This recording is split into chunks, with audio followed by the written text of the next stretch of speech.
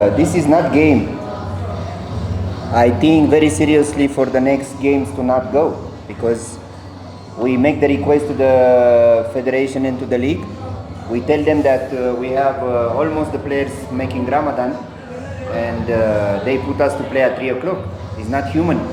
They have to understand our players don't drink, don't eat, and they don't sleep. How we can play football? It's not human. And next game I have to drive 4 hours and play at 3 o'clock a game in the league. I will not go. Let's see what's happened, because it's not human. They know that our team, we have almost the players are Muslim, and we have to respect that. We request to play the games in the night, not at 3 o'clock. Don't ask me about the game. If my team play today at 8 o'clock or 9 o'clock or 10 o'clock, we will beat every team. This is not about the football. It's about the human being. And for my players, I do everything. It's not normal to put the players under these circumstances to play football. For me, it's not normal. Coach, I'm not standing on their side, but I don't care about the game. I don't care. My only concern is about my players. Yeah, we have lost the time, coach. No. Because the stadium do not have right now. They give us the announcement that this stadium will not be used at tonight. How are you going to manage this situation? We don't play. It's easy. We don't play anymore. It's easy. I will not kill my players. If one player die in the field, what we do? Who is responsible for this? Who can take this responsibility? If you put one player to play at 3 o'clock and he don't drink, he don't eat, and he don't sleep, how you do that? Who will be responsible for this? That means you're not going to play. No, I don't go to play in these circumstances, because it's not good for my team. And we make the request for the federation and for the league, and they know. Every time I told them thank you for everything what they do for us. But now, because our team is 99% they are Muslim, they have to understand that they cannot put the players to play on this time. It's not human, and I will not agree with that. Thank you very much. Écoutez, vu la configuration du match, on est quand même content. Je n'ai pas besoin de dire qu'on a joué une très bonne équipe, certainement la meilleure équipe qui évolue dans ce championnat, avec de très bonnes individualités. On n'a pas été aidé non plus par le scénario du match, parce qu'on encaisse un but rapidement, ce qui est jamais facile à gérer contre ce genre d'équipe. Mais bon, on a su faire front, on a su faire face à l'adversité, et tout le mérite en revient aux joueurs par leur implication, leur travail et leur capacité à ne pas se décourager, à faire beaucoup d'efforts et à revenir au score. Donc je pense qu'on est même passé pas loin sur la deuxième mi-temps, on est passé pas loin de la victoire. Pendant le match, on a appris des informations que vous aviez l'ambition de faire aligner Kitoko dans le 11 qui bouge, et les dirigeants vous ont demandé d'aligner Tamboué Douane. Est-ce que c'est vrai ou bien c'est votre ambition? C'est vous qui avez proposé d'aligner dans le 11 qui bouge Tamboué Douane? Monsieur, j'ai 58 ans, ça fait 25 ans que j'entraîne, il n'y a jamais personne qui m'a imposé quoi que ce soit. Et c'est pas aujourd'hui que ça va commencer.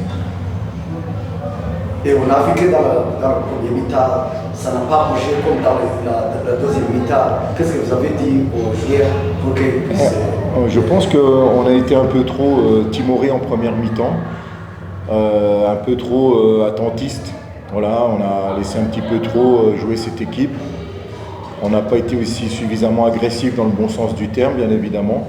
Donc on a corrigé ça aussi à la mi-temps. On a demandé aux garçons aussi, de toute façon, de croire en leur chance, de croire qu'effectivement il était possible de faire quelque chose. Bon, ce que je voudrais souligner aussi, c'est que il n'y a pas si longtemps que ça, quand on a joué le premier match contre cette équipe, ça s'était mal passé puisque nous avions perdu 4-0. Donc là, je veux quand même souligner le travail accompli, parce qu'entre ce premier match et celui-là, on voit que les gens ont beaucoup travaillé, que ce soit le staff, que ce soit les joueurs, et on voit aujourd'hui que les choses sont différentes. À l'époque, on nous était tombé dessus de façon un petit peu trop facile, parce que les choses se mettaient simplement en place entre les nouveaux joueurs, ma venue, etc. Tout était nouveau pour le groupe. Je crois que c'était ça aussi qui nous tenait à cœur, c'était aussi de montrer qu'effectivement, contre ces deux matchs, des choses se sont passées, le travail est effectué au quotidien et qu'aujourd'hui, on commence à en tirer les dividendes. Coach, your next coach of Al Hilal was complaining about the time they put the game because almost of the players now they are in Ramadan. On the side of your sport, are you according to the time there's no problem for you? I'm not the one who decides the day and the time of the game. So if they ask me to play at 3, we play at 3. If they ask me to play at 12, we play at 12. This is not my responsibility. Au match prochain contre Musanze, c'est la première fois que vous allez jouer en dehors de la ville de Kigali, dans le terrain qui est différent d'ici, Kigali Pele Stadium. Comment allez-vous s'adapter à Musanze? Oui, vous avez dit les choses intéressantes. C'est effectivement, il va falloir s'adapter parce qu'on m'a expliqué que c'était un peu compliqué là-bas, que c'était pas une mission facile et que l'équipe de Musanze est une très très bonne équipe, très redoutable à domicile. Donc là, il va falloir être solide défensivement par rapport au jeu que l'adversaire va nous proposer aussi. Voilà, le temps est court, on va s'entraîner aujourd'hui, demain. Mais bon, on a aussi des principes de jeu qui sont valables d'un match à l'autre. Hein. Donc effectivement, si on apporte des rajustements, c'est par parcimonie. Coach, 4 matchs les plus difficiles, 3 victoires et 1000 contre El Hilal. Où est-ce que vous allez se fixer dans le cadre de combattre pour la Coupe? Écoutez, il y a quelques semaines de ça, j'invite souvent les gens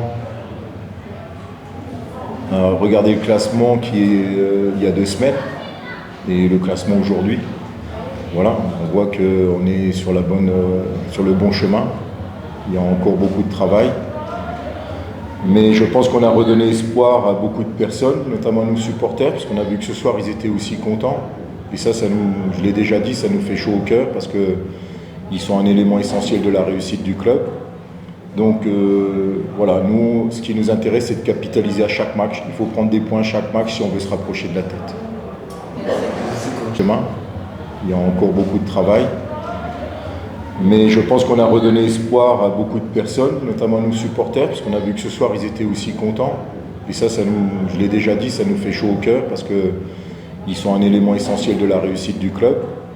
Donc voilà, nous, ce qui nous intéresse, c'est de capitaliser à chaque match. Il faut prendre des points à chaque match si on veut se rapprocher de la tête. Écoutez, vu la configuration du match, on est quand même content. Je n'ai pas besoin de dire qu'on a joué une très bonne équipe, certainement la meilleure équipe qui évolue dans ce championnat, avec de très bonnes individualités. On n'a pas été aidé non plus par le scénario du match parce qu'on encaisse un but rapidement, ce qui est jamais facile à gérer contre ce genre d'équipe.